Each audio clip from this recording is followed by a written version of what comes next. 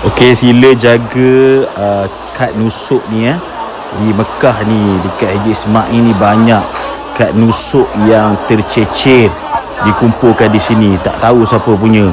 Ada daripada negara ni, negara tu lah. Okey, jaga betul-betul, ini penting. Sebab apa? Sebab kalau hilang kad nusuk ni susah kita.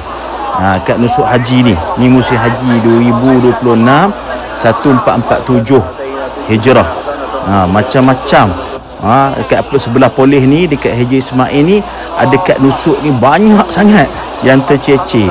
Tolong jaga kad nusuk, jangan tercecer, jangan hilang. Kalau hilang buat laporan terus beritahu saya, Ustaz Mekah, insya-Allah kita bantu, kita tolong.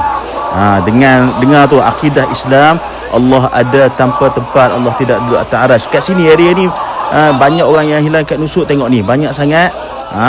Yang tak jumpa kad nusuk dia pun ada, yang tercecer disimpan ataupun diletak di sini. Apa-apa pergi buat laporan pada polis, insya-Allah. Okey, itu saja bersama dengan saya Ustaz Mekah. Kekal dalam akidah Nabi, Allah ada tanpa tempat. Ingat pakcik